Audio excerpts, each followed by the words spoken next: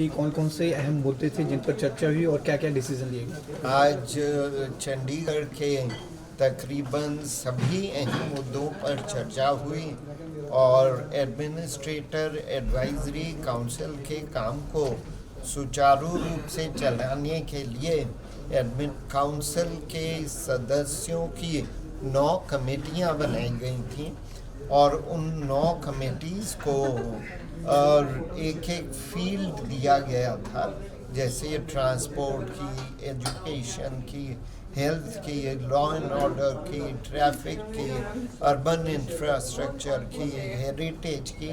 So there were 9 committees और उन 9 committees पर काउंसिल के मेंबर्स ने बड़ी मीटिंग्स करी और ये बहुत ही एप्रिशिएबल बात है कि जो हमारे वरिष्ठ और माननीय और गणमान्य सिटीजन्स हैं उनको इस काउंसिल का मेंबर बनाया गया है और उन लोगों ने अपना कीमती समय दिया कि उन्होंने अलग अलग कमेटी की, हर कई कमेटीज़ की तो 4 5 मीटिंग्स हुई। तो उन मीटिंग्स का निचोड़ हर कमेटी के चेयरमैन ने आज एडमिनिस्ट्रेटर्स एडवाइजरी काउंसिल में सभी मेंबर्स के सामने पेश किया और बहुत ही अच्छे सुझाव सामने आए हर क्षेत्र में और प्रशासन उनमें से जिन सुझावों पर तुरंत अमल किया जा सकता है उन पर तुरंत अमल करने की दिशा में आज निर्देश दे दिए गए हैं और कुछ सुझाव ऐसे हैं जिन पर और विचार विमर्श की आवश्यकता है तो उनके ऊपर एडवाइजरी काउंसिल पुनः विचार विमर्श करेगी।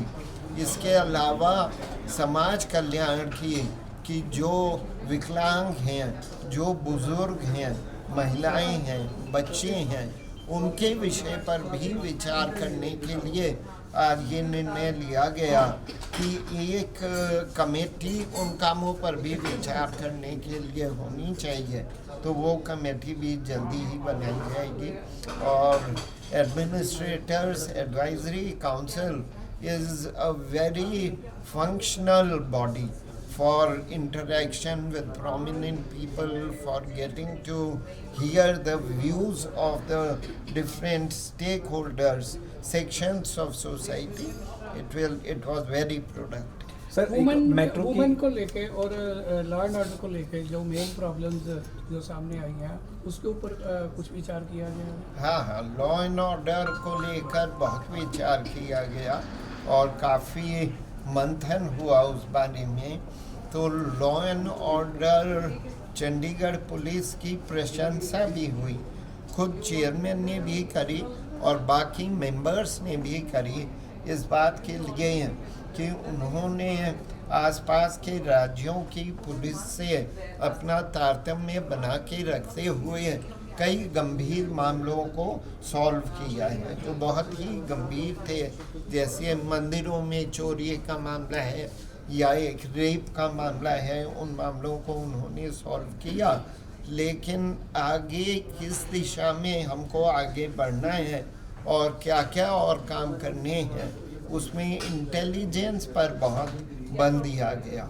आज की पुलिसिंग बहुत कुछ सूचना पर निर्भर करती है कि किस प्रकार से पुलिस होने वाले क्राइम के बारे में और हो चुके क्राइम के बारे में इंटेलिजेंस गैदर करके काम कर सकती है। So it was decided that the intelligence system of Chandigarh police needs to be upgraded, needs to be improved। और उसके साथ में ये भी चर्चा हुई कि पुलिस का चंडीगढ़ के नागरिकों के साथ में रेगुलर तालमेल हो, उसके लिए कोई कमेटीज़ बन जाएं जो स्थानीय स्तर पर भी हो और ज़िला के स्तर पर भी हो और लोगों के साथ पुलिस का अच्छा तालमेल। एक सर, मेट्रो और पार्किंग के विषय पर क्या बना? मेट्रो को लेकर काफ़ी देर से चर्चा थी, पार्किंग के बड़े मेट्रो के बारे में